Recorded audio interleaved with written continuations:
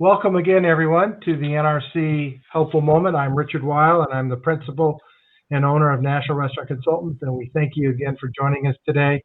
This is our 102nd video of the NRC Helpful Moment, and of course, welcome in our marketing co-branding partner, Mr. Brian Devine from Top Line Management Cafe Fuel. Hello, Brian. How are you? I am great. How about yourself, Richard? We're pretty good. Hopefully, we'll get through this, and I won't have any more technical issues as we started this afternoon. Yeah, we'll cross our fingers.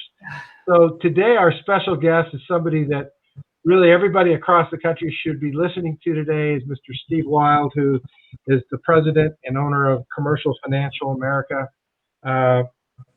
Steve, welcome. And you and I, indirectly have known each other for several years, quite a few years, in fact, as we've helped restaurateurs over the years get financed through an SBA process with your company.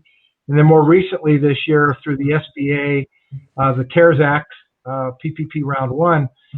What I'd like to do today is have you chat a little bit about the PPP Round 2. It's Wednesday the 13th of January 2021. We don't really have all the portals open, but for those many people that are listening today that we could be helpful, what are your thoughts and what are your suggestions on people getting prepared and ready to submit in their respective process?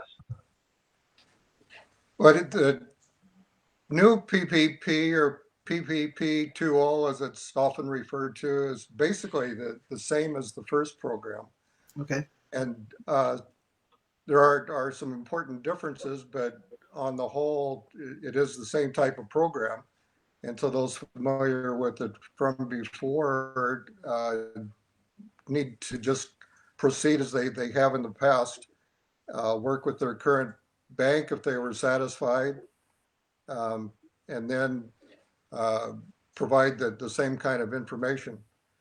The main difference compared to the first program, there are other important differences, but the main one is that now the applicant is required to show that their revenues have decreased by 25%. And if they can do that, then there's a very good chance that they would be eligible for the program. All right. It looks like Richard's screen is getting a little messed up. Richard, are you with us?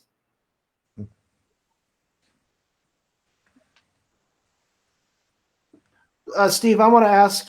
So, if I was a restaurateur and I wanted to take advantage of the PPP, what would be kind of like if you had like three things that you'd say go do these things now before the portal's open? What would you say those should be? I'm sorry. What three things? Just any like if let's say I'm a restaurant owner and I want to take advantage of the PPP, even though the portals aren't open yet. Is there something that I could or should be doing right now to get ready? Okay, to get ready, I'd say one basic thing would be to understand the program. Okay. And so the first thing is that the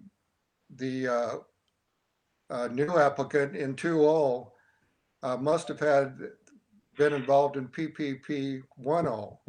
Okay. And if they haven't applied for that, then that's the first thing they would actually do is to apply for the first one. And then at that stage, then they could go ahead with 2.0. Okay. But since most owners have done 2.0, then they could go forward. Then the other thing that would be good would be to prepare documentation to show that the revenues have decreased year to year. Well, actually, it's a 25% decrease. And the rule on that is that it can be either from 2019 to 2020. A little frozen. Or it can be any single quarter. Okay, so it could be year over year or quarter over quarter? Yes. So quarter 1 of 2019 to quarter 1 of 2020, or quarter 2, quarter 3. Or it can be even if I can hear you. It could be 1 year. I can hear you. Richard, looks like Richard's coming in pretty late. Okay, so that's helpful because I didn't realize that you could do quarter or year, and I think that's important. Is there a particular form that like if I need to prove that I've had that reduction, a profit and loss statement? Is there a specific type of a form that you'd recommend? The simplest would be the financial statements. Yep. And so a financial statement either from the two comparable quarters or from the entire year of 19 and 20. Those would be the simplest. Tax returns are always good, but it's highly doubtful that there'd be a tax return done from 2020. Right. Brian, see if you could unmute. I think he's unmuted me, so you can hear me, right? So Yeah. I also understand from folks in the food service and hospitality industry, if they take their point of sale system, which is fairly simple to get information, to look at your top line revenue, minus your voids and minus your comps, but what we would commonly call net to sales, and compare your 2019 to 2020 or an actual calendar quarter of January through March or April through June. And a lot of people will compare Q2 of 20 to Q2 of 19 because that's where most of the people took their hit in 2020 versus 2019, and be able to demonstrate that they're lower than 25%. So that would maybe be one step. And then the second, on the payroll side, a lot of people are looking at their 940s that were submitted, which of course is a government document.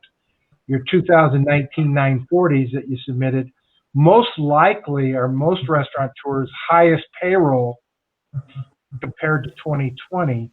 And then you divide that by 12 and multiply it. If you're a NAICS first two-digit code 72, then you multiply it times 3.5 and follow the instructions on that SBA form, and hopefully then get with folks like, I mean, your company, of course, is going to facilitate people and help people get things done again. Correct, Steve? That's right. And so it's really important that you can contact us through National Restaurant Consultants. I will tell you the professionalism of Steve and his team was second to none. I mean, they were tremendous. Your team, they were so polite and respectful to the restaurateurs during the first round, and I know you will be again. So if the folks did have any difficulty with the sponsoring bank in the first round and they're looking for help in the second round, please email or contact us at National Restaurant Consultants. We'll be happy to get with Steve and his team and be able to direct you to them for them to be able to assist you. Does that make sense with you, Steve? Does that work for you guys?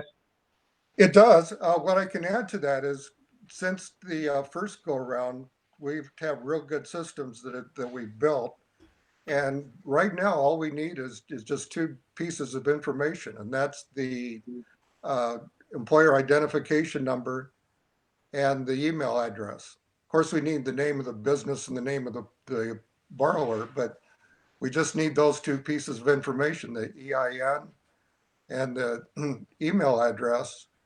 And with that, we just put it all online, and we send a link then to the borrower, and they just complete everything online, and it's all handled within just a matter of minutes.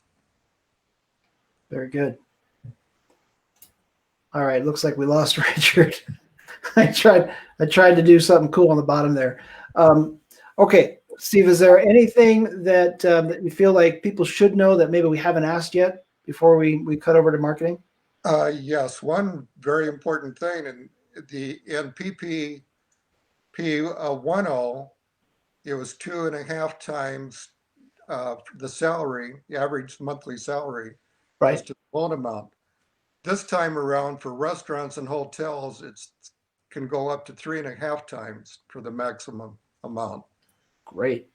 Which is a huge benefit, and it's all forgivable. And it's my understanding, and maybe you can confirm that it'll be easier to have it forgivable. In other words, it's kind of like if you're under that 150,000, it's pretty much it'll be forgiven. Yes, it doesn't take very much. It just requires basic documentation that you've spent the money at least 60% of it on payroll. Okay. And 100% is even better, but if it's at least 60 and then another 40% on Brian, you another want to talk a little bit?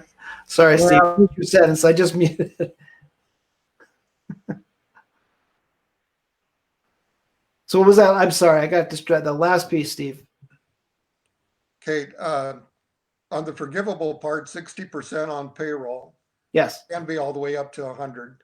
And then for the other 40%, if it's not 100, can come from items such as rent.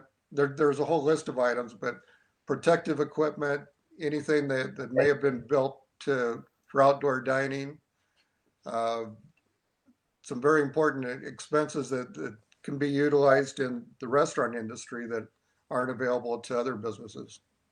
Fantastic. All right. Thank you so much, Steve. I appreciate you giving us all that great information. I'm going to pivot real quick over to just an idea for your marketing. And if you've been watching us at all, you know that I always talk about a few things over and over again. And probably number one is build your list. And I thought today, let's just make sure that you're aware that if you are using Facebook regularly, and most restaurants are, and they're doing a great job of it right now, that if you use the Facebook Messenger tool that is built in, that you can actually have Facebook help you build your list just by using the Messenger tool, because then every time there's an interaction with people through that tool, you can then group them all together, and it's all done automatically, so you don't have to do anything. But essentially what will happen is you can reach out to that group whenever you need to. So rather than just putting a post in Facebook and hoping people see it, you can reach out directly. And the way that the Facebook Messenger app works on someone's phone is you can't miss it. So we find that open rates, meaning that people will actually look at what you send them, is as high as 98%, which is absolutely fantastic. So start looking at ways of getting people to engage with you, with your restaurant, through the Facebook Messenger app. All right. And Richard, is there anything that you'd like to add before we let it all go today? Other than our friends here in the neighborhood are putting in high-speed internet, and they're digging up in the ground, and I can't wait for this construction to stop because it's driving me nuts with my interference. But I can't thank Steve Wild enough and his team. I know he'll pass it along to everybody on his team, and we look forward to the portals opening this week and getting after it and getting some people some much-needed relief, because people are hurting, whether you're in Omaha, Nebraska, where Steve is, or you're down in Florida all the way up to Washington State, Maine, and every place in between. We need to get our industry some assistance and hopefully get through this thing sooner versus later. So that's what we have for today. So, Brian, thank you as always. Bye for now, everyone. Thank you. Bye for now.